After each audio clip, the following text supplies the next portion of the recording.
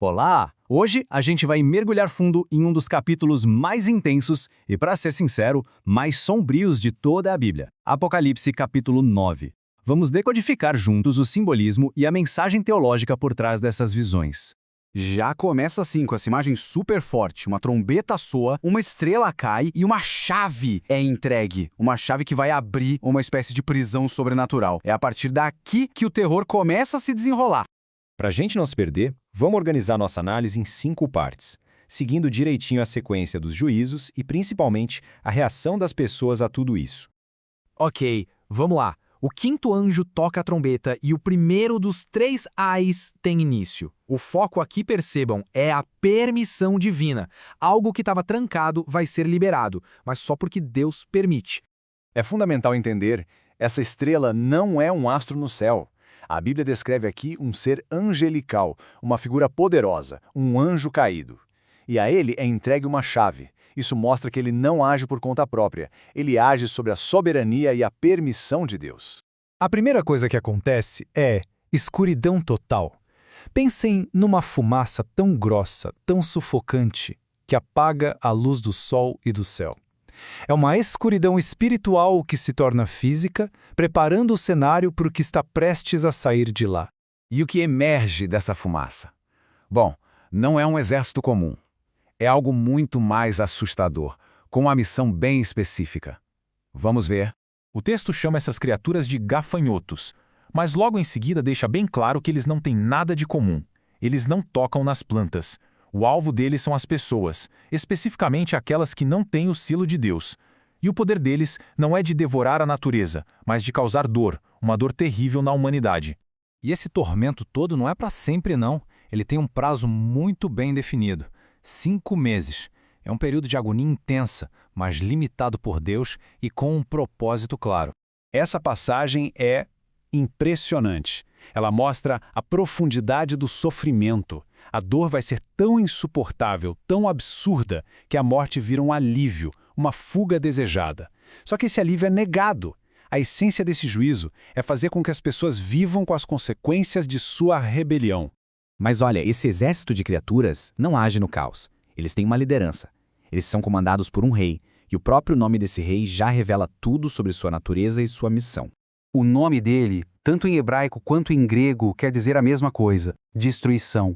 Ele é a própria personificação do mal, cujo único objetivo é arruinar, corromper e destruir. E aqui a gente vê o grande conflito da história. De um lado, o reino de Abaddon, que só oferece dor, caos e desespero. E do outro, o reino de Cristo, que oferece vida, redenção e paz. A escolha de cada um define a que reino se pertence.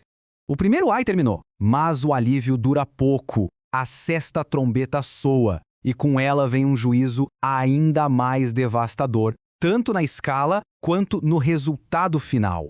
E, de novo, a ação começa com uma ordem divina. 4 anjos caídos, aparentemente tão terríveis que estavam presos, agora são soltos.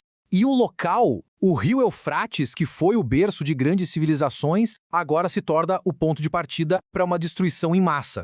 E eles não vêm sozinhos. Eles estão liderando um exército de cavaleiros demoníacos. E o número é de arrepiar, 200 milhões.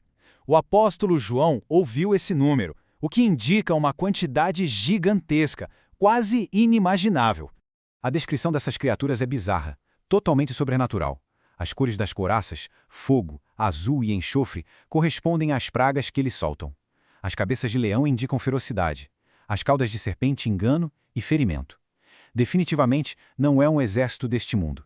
E ao contrário do primeiro ai, que era para atormentar, a missão deste exército é matar. O resultado é uma catástrofe global. 1/3 de toda a humanidade que sobreviveu até aquele ponto é exterminado. Pois é, e tudo isso nos leva ao ponto teológico central, ao coração de todo o capítulo, que não é sobre o juízo em si, mas sobre a resposta humana a ele. A gente pensaria que sim, né? Pela lógica, depois de passar por uma dor inimaginável e ver uma matança em escala global, a reação natural seria buscar a Deus, pedir misericórdia. Mas a resposta que a Bíblia dá é chocante. É um não. Aqueles que sobreviveram ao tormento e ao exército de 200 milhões simplesmente não se arrependeram, não mudaram. E o texto ainda faz questão de listar do que eles não se arrependeram, continuaram adorando demônios, adorando ídolos que não podem fazer nada em vez do Deus vivo. Continuaram com seus assassinatos, feitiçarias, imoralidade e roubos. O coração continuou exatamente o mesmo. E aqui está a lição mais profunda. A maior tragédia desse capítulo não é a dor, é a teimosia.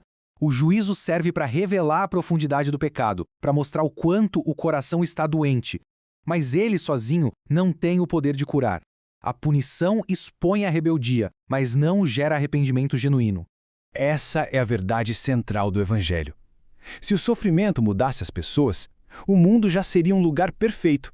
Mas a verdadeira transformação não vem de fora para dentro, pelo medo. Ela vem de dentro para fora, pela graça, por um encontro real com o amor de Deus. E isso nos deixa com essa reflexão. Apocalipse 9 é um alerta muito sério de que um coração endurecido pode resistir até ao juízo mais terrível. A questão, então, se volta para nós. Hoje, o que de fato tem o poder de mudar um coração?